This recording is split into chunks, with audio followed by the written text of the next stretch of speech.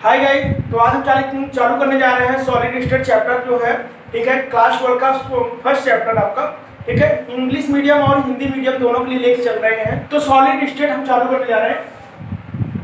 अच्छा, ये होता क्या है सॉलिड स्टेट आपका?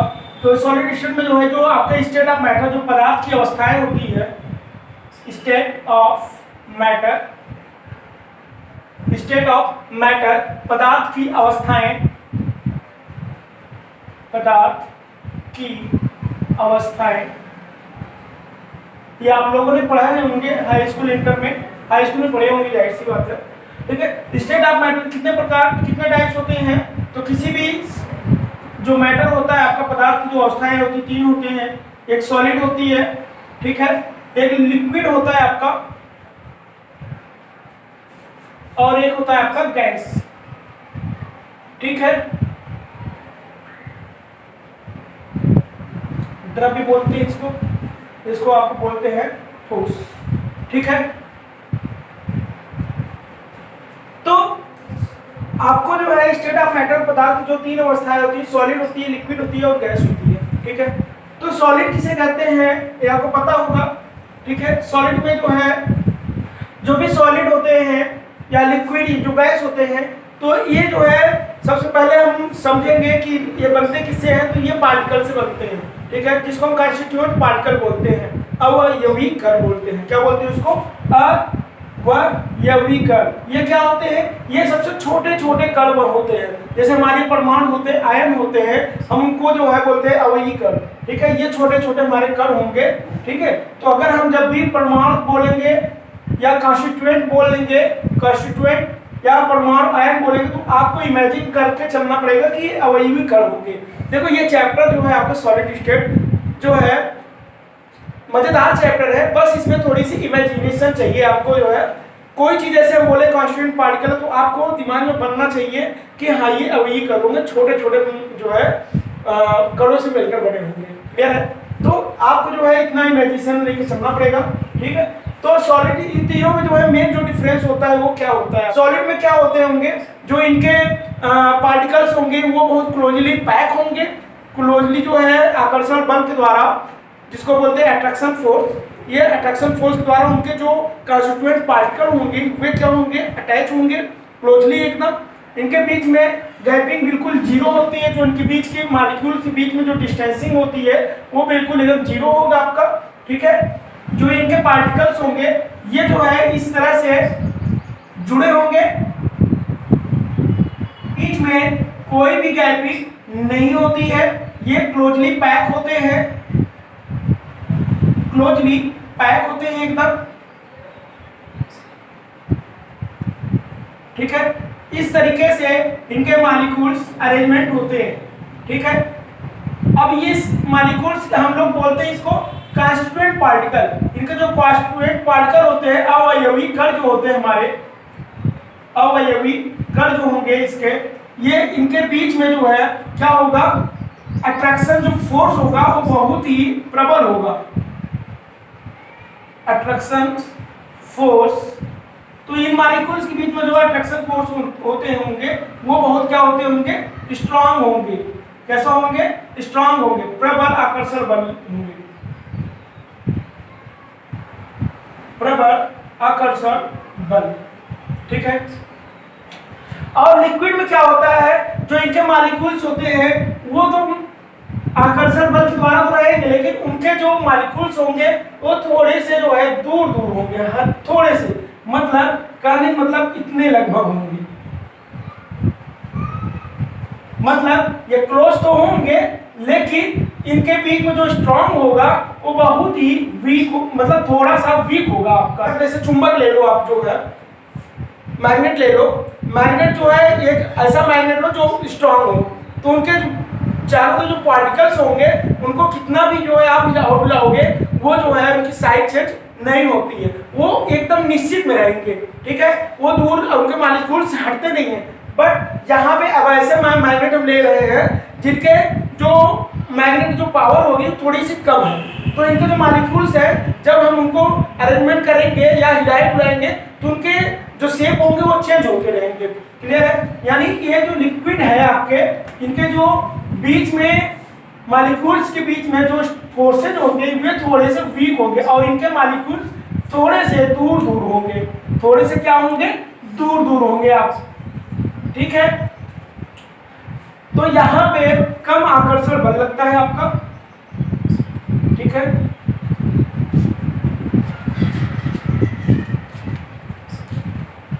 मतलब वीक होंगे आपके,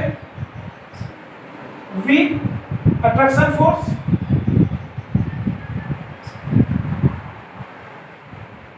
ठीक है। और यहां पे जो है इनके मॉलिक्यूल्स काफी दूर दूर होंगे, ठीक है। और इनके बीच में जो आपकी स्ट्रॉन्ग जो फोर्स होती है वे बिल्कुल एकदम जीरो होते हैं, मतलब नो फोर्सेस,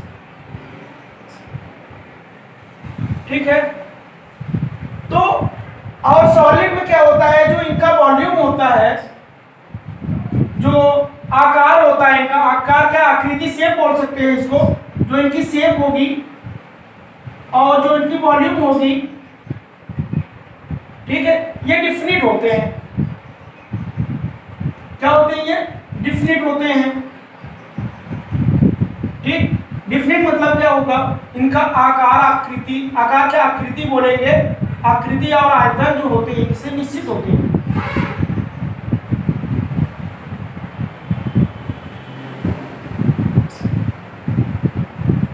ठीक है। और इसके जो है इसका आकार निश्चित नहीं होता है और आयतन निश्चित होता है, इसमें आयतन निश्चित होता है,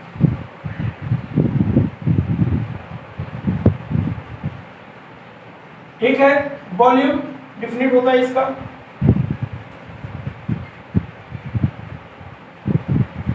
ठीक है। और इसका जो है वो आप जानते ही हो, कोई भी वो नहीं होता है, ठीक है।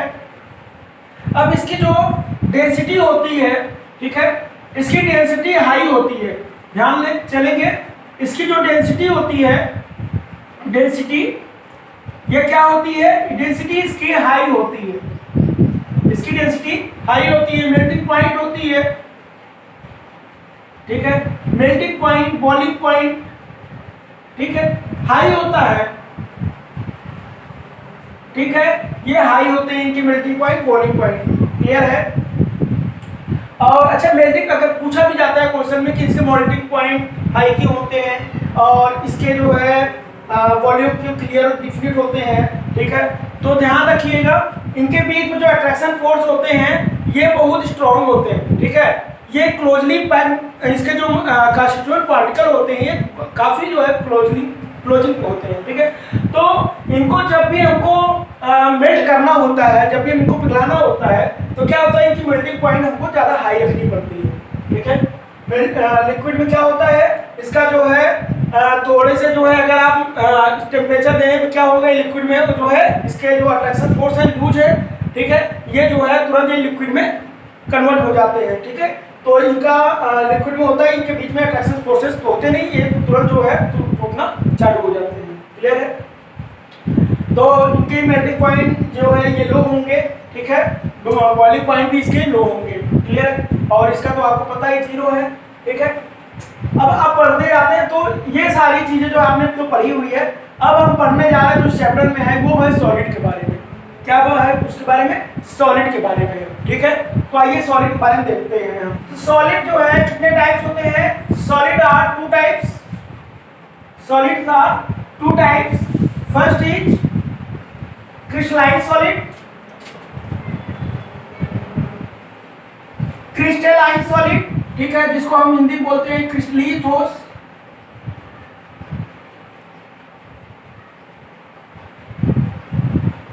क्रिस्टलीय ठोस। एमॉर्फस सॉलिड,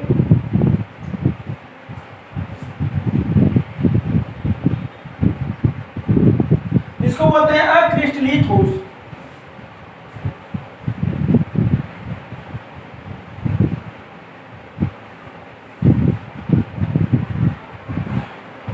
ठीक है, तो क्रिस्टलीय ठोस किसे कहते हैं, ठीक है, इसके बारे में जानेंगे, एमॉर्फस सॉलिड के बारे में क्या जानेंगे और इनके बीच में जो डिफरेंस होता है वो उसके बारे में जानेंगे। एग्जाम में आता है कि डिफरेंस बिटवीन अमorphous solid and crystalline solid. Clear है? तो हम इसके बारे में जानते हैं। ठीक है, तो उसमें क्या होता है, जो इनके कॉन्स्टिट्यूट पार्टिकल होते हैं, जो इनके अवयवी कण होते हैं, ये जो है लंबी रेस में होते हैं, लंबी रेंज में होते हैं। इनके जो ऑर्डर होते हैं वो नियमित क्रम में होते हैं। तो लिखना हो तो लिखते चलें कि ये अवयवी कण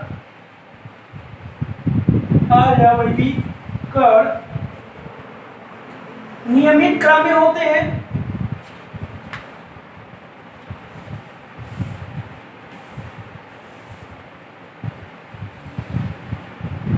ठीक है, और ये लंबी परास में होते हैं। लंबी परास मतलब क्या होता है, लंबी परास में होते हैं। देखो लंबी परास का मतलब क्या होता है कि जो इनके ऑर्डर होते हैं ये काफी लॉन्ग में चलते हैं। जैसे आपका इनका पार्टिकल ले लो, जो ये ले लो, जैसे ए हुआ, बी हुआ, ए हुआ, बी हुआ, ए हुआ, बी। तो आप लोग देख रहे हैं तो ये इनकी जो अरेंजमेंट है ये काफी लंबी होती है, लंबी परास में होती है, लॉन्ग रेंज ऑर्डर में होता है। और इनका जो है क्रम देख रहे हो निश्चित होता है, नियमित क्रम में होते हैं। तो ए के बाद बी, बी के बाद ए। क्लियर है? ठीक है, और इसमें क्या होता है, इसके जो ऑर्डर होते हैं ये नियमित क्रम में नहीं होते हैं। जो इनके कॉन्स्टिट्यूएंट पार्टिकल्स होते हैं ये आपके नियमित क्रम में नहीं होते हैं। ठीक है, तो इसका जो है जस्ट अपोजिट आप लिखते चलेंगे। ठीक है, हम शॉर्ट में लिख रहे हैं, आप लोग लिखते जाइएगा अपना। नियमित क्रम में नहीं होते हैं, नहीं होते हैं। ठीक है, आप देख लो ऐसे ए बी, ए ए ए ऐसे होते जाएगा। ठीक है, और ये लॉन्ग ऑर्डर में नहीं होते हैं। ठीक है, सीमित होते हैं।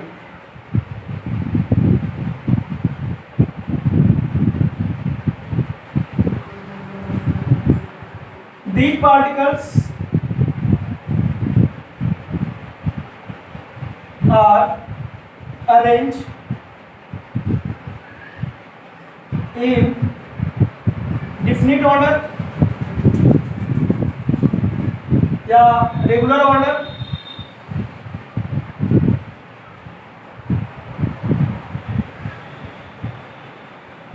एंड रेगुलर ऑर्डर इन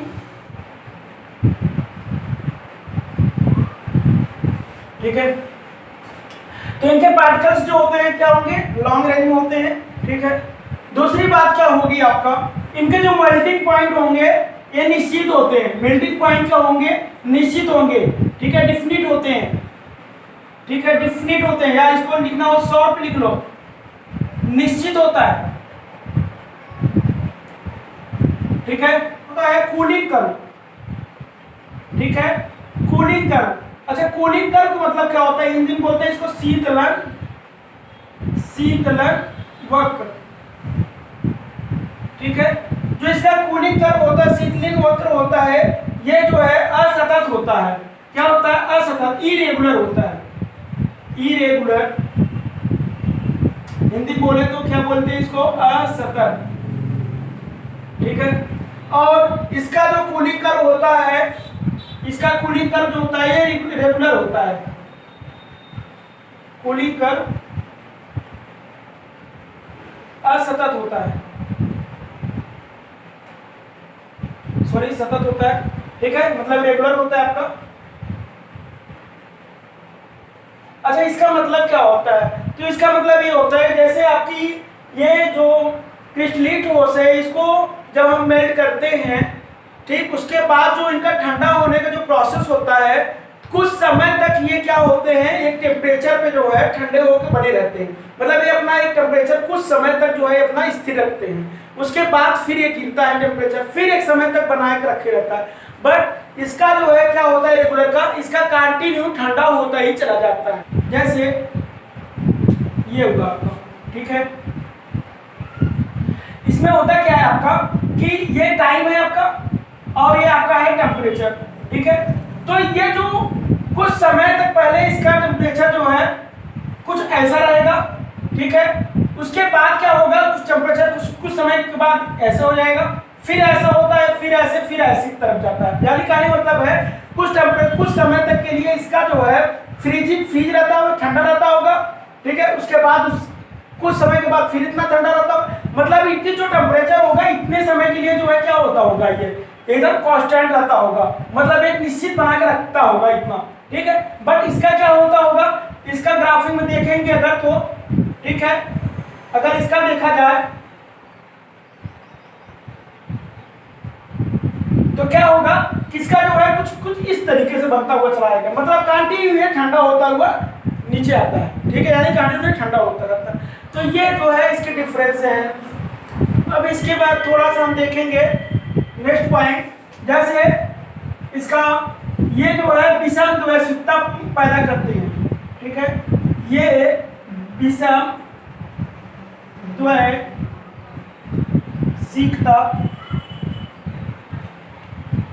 द्वैशिकता का नेचर प्रदर्शित करते हैं।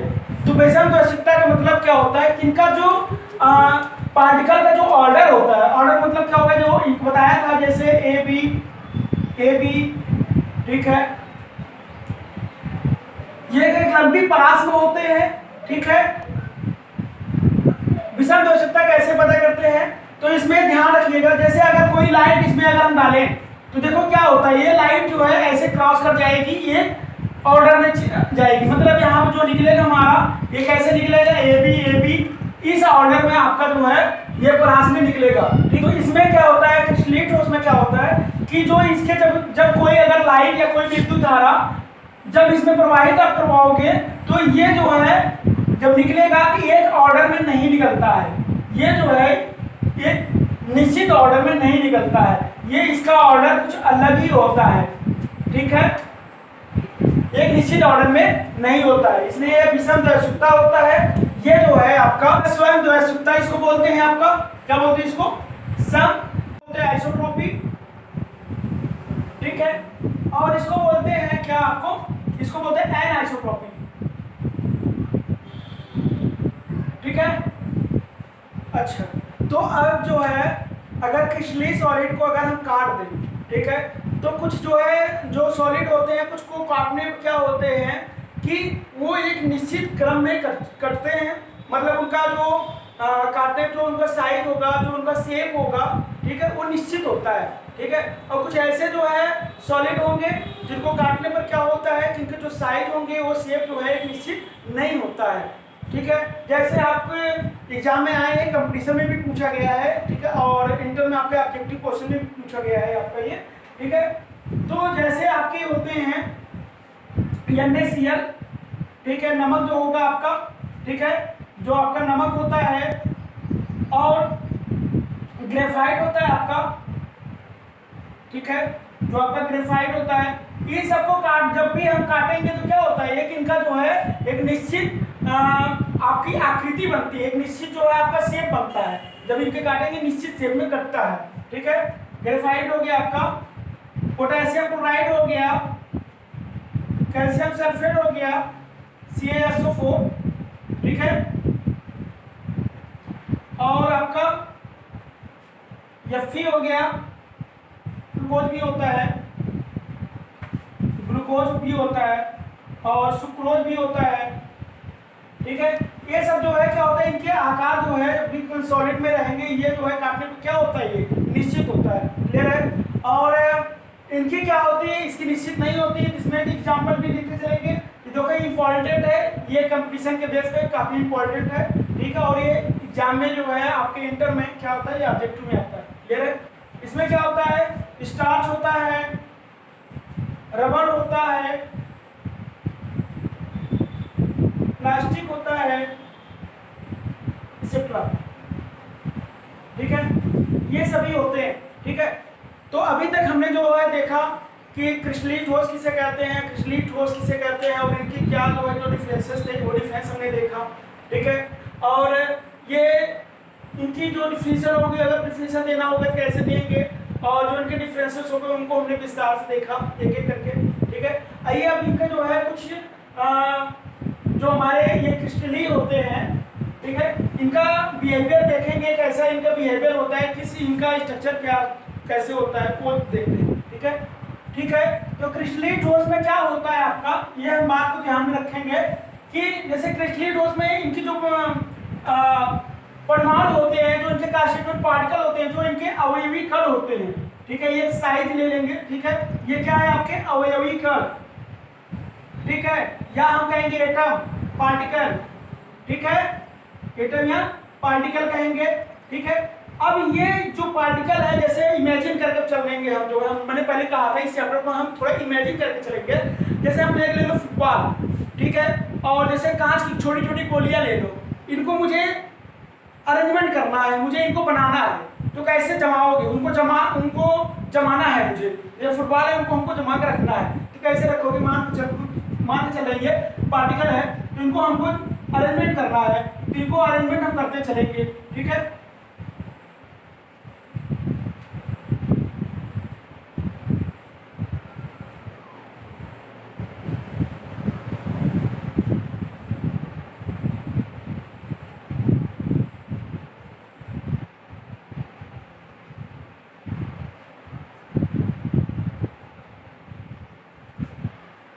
जैसे आपने ये देखा, इनके जो पार्टिकल है हमने अरेंजमेंट किया है। ठीक है, अब इसमें क्या होता है कि जो ये पार्टिकल है ये एक निश्चित ऑर्डर में ये अरेंजमेंट है।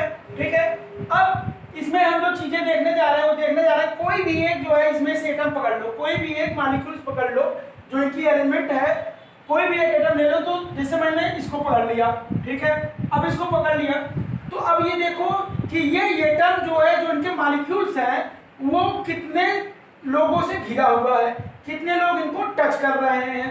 ठीक है, तो इसमें देखेंगे हम, तो 1 2 3 और 4, तो 4 लोग देखो इस एटम को टच कर रहे हैं।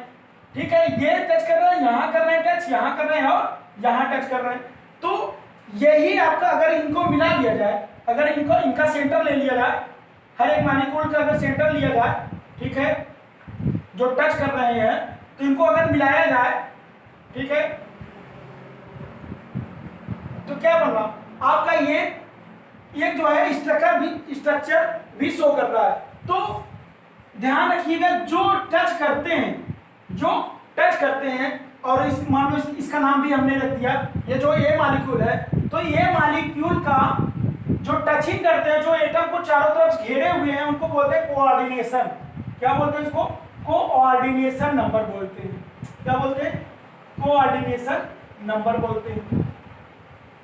ठीक है, समन्वय संख्या बोलते हैं इसको, हिंदी में क्या बोलते हैं? समन्वय।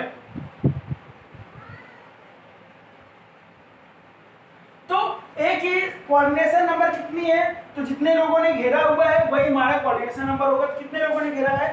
4 लोगों ने। कैसा दिख रहा है आपको? क्लोज पैकिंग दिख रहा है। तो इसमें जो आपकी क्रिस्टलीय ठोस है, ठीक है, ये क्रिस्टलीय ठोस जो है कि पैकिंग कैसी है, इसमें पहला पढ़ेंगे क्लोज पैकिंग। क्लोज पैकिंग, ये क्लोज पैकिंग कैसी है आपकी? तो क्या बनना है आपका? स्क्वायर बनना है। तो ये कौन सी पैकिंग होगी आपकी? स्क्वायर क्लोज पैकिंग हो जाएगी। कौन सी पैकिंग होगी आपकी? यहाँ पे लिखते चलेंगे हम लोग, स्क्वायर क्लोज पैकिंग। ये कौन सी फिगर है? तो हम बोलेंगे स्क्वायर क्लोज पैकिंग। ठीक है, जिसको अगर शॉर्ट में कहा जाए SCP, क्या बोलते हैं इसको? SCP। ठीक है, ठीक है। क्लोज पैकिंग को हिंदी में अगर लिखना हो तो आप लिख सकते हो निविड संकुलन। ठीक है, या ठोसों में संकुलन। ठीक है, यहां लिख दे रहे हैं निविड संकुलन। निविड संकुलन, ठोसों में निविड संकुलन बोलते हैं इसको, क्लोज पैकिंग को। Square close packing SCP। ठीक है, तो ये कैसा अरेंजमेंट है? किसमें? क्लोज पैकिंग किसमें अरेंजमेंट है? स्क्वायर क्लोज पैकिंग में। अच्छा, अब अगर इसको जो है थोड़ा सा दूसरे प्रकार से अगर अरेंजमेंट करना हो तो कैसे? तो इसका अरेंजमेंट जैसे हम इस तरह की भी कर सकते हैं। अब जैसे देखो इसमें इसकी अरेंजमेंट कैसी है?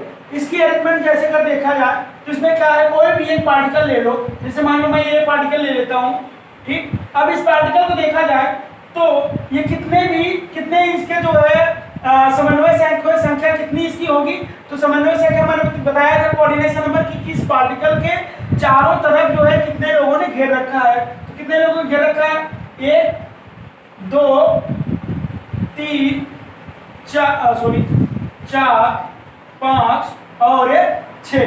तो आपको ये 6 लोगों ने घेर रखा है, तो इसकी कोऑर्डिनेशन नंबर कितनी हो जाएगी, कोऑर्डिनेशन नंबर मतलब समन्वय संख्या जो होगी इसकी कितनी हो जाएगी, 6 हो जाएगी। और इसकी पैकिंग कैसी होगी, तो सभी जो आपके एटम्स हैं इनके अगर सेंटर को मिला दिया जाए तो इसकी जो है स्ट्रक्चर पता चल जाएगी। इसकी पैकिंग कैसी पैकिंग है, ठीक है, सॉरी, तो इसकी पैकिंग मिलाया जाए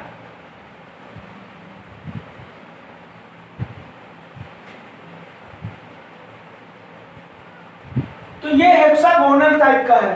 कैसा है, हेक्सागोनल, मतलब इसकी जो पैकिंग है ये तो क्लोज पैकिंग है, तो इसका स्ट्रक्चर से कैसा दिखाना है, हेक्सागोनल क्लोज पैकिंग दिखाएगा।